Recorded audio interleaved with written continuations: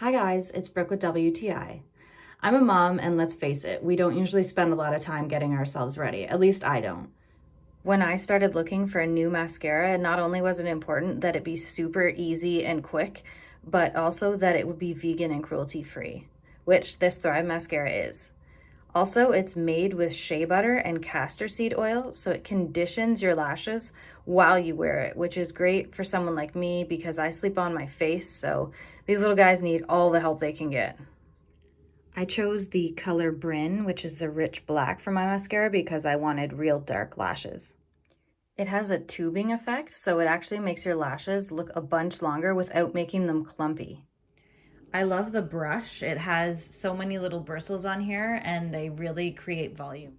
This Thrive Liquid Lash Extensions mascara is my secret weapon in my makeup bag. It helps me get ready in seconds and look put together, but that's just my point of view.